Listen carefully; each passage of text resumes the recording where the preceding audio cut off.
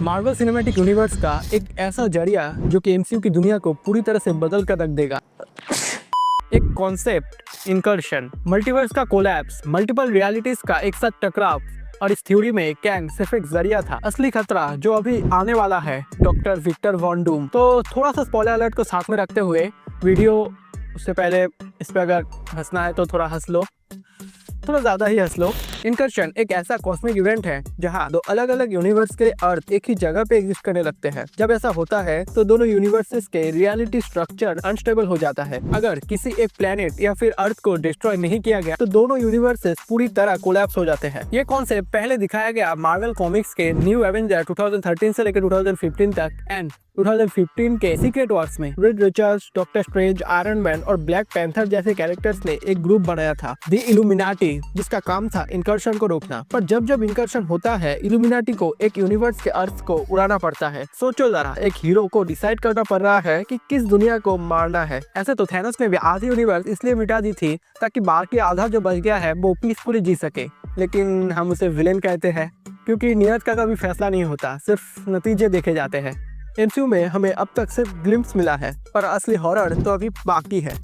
तो अब बात आता है लोकी की। लोकी सीजन 1 में टीवी और ह्यू रिमेंस ने बताया था कि एक टाइम पे मल्टीपल टाइमलाइंस थी और वो सारे टाइमलाइंस एक दूसरे से टकरा रहे थे। हर टाइमलाइन में एक कैंग वेरिएंट था, कोई साइंटिस्ट, कोई कॉन्करर और कोई डिक्टेटर। और जब कैंग वेरिएंट्स ने एक दूसरे से जंग शुरू की तब हुआ था मल्टीवर्सल वॉर। उस वॉर को खत्म करने के लिए ही ह्यू रिमेंस ने सीक्रेट टाइमलाइन बनाई, एक ऐसा लीनियर टाइमलाइन जिसमें कोई ब्रांच नहीं होता। पर लोकी और सिल्वी ने जब ह्यू रिमेंस को मार दिया तब से टाइमलाइंस फिर से ब्रांच होने लगी। ब्रांचिंग ही इनकर्शन का असली रूट है। मल्टीपल टाइमलाइंस एग्जिस्ट करने लगी और हर टाइमलाइन में एक कैंग, और हर कैंग अपने अस्तित्व को बचाने के लिए कुछ भी करेगा। जब ये सब टाइमलाइंस एक दूसरे से टकराएगा तब होगा इनकर्शन, और कैंग के वेरिएंट्स खुद इनकर्शन ट्रिगर कर सकते हैं ताकि वो एक दूसरे दुनिया को डिस्ट्रॉय करके अपनी दुनिया को बचा सके।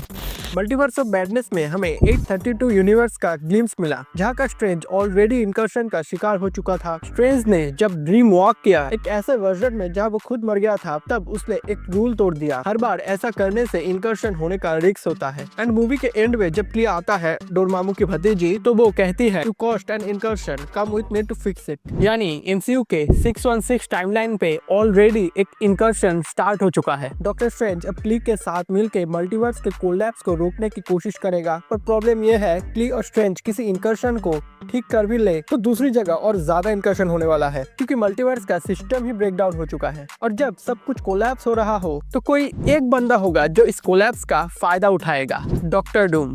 अब बात करते हैं सबसे इम्पोर्टेंट और डेंजरस सेगमेंट की, डॉक्टर विक्टर वॉन डूम। अभी तक एमसीयू में डॉक्टर डूम का इंट्रोडक्शन नहीं हुआ, पर 2025 के फैंटास्टिक फोर मूवी में एक्सपेक्टेड है कि डूम का फर्स्ट अपीयरेंस हो। लेकिन ये कोई नॉर्मल विलेन नहीं होगा, दैट्स फॉर श्योर। कॉमिक्स में जब इनकर्शन अनकंट्रोलेबल हो गया तब डूम ने एक ऐसा काम किया जो कोई और नहीं कर सका, उसने बियॉन्डर्स से पावर चुरा ली। बियॉन्डर्स एक गॉड लेवल रेस है जो मल्टीवर्स के रूल्स कंट्रोल करता है। डूम ने उसको मार दिया और उसके बाद मॉलिक्यूल मैन की पावर का यूज करके बना लिया बैटल वर्ल्ड। बैटल वर्ल्ड एक पैच वर्ल्ड प्लेनेट था जहां अलग अलग रियलिटीज के फ्रेगमेंट्स एक साथ एग्जिस्ट करते थे। वहां डूम द गॉड और गॉड एम्परर डूम वो सब कुछ कंट्रोल करता था। Red Richard, strange, even Thor सब उसके सामने पावरलेस हो गए थे। एमसीयू में अगर सीक्रेट वॉर्स यही प्लॉट फॉलो करता है तो डूम बनेगा सबसे बड़ा विलेन एमसीयू के हिस्ट्री में, और कैंग वो सिर्फ एक डिस्ट्रक्शन बन चुका होगा।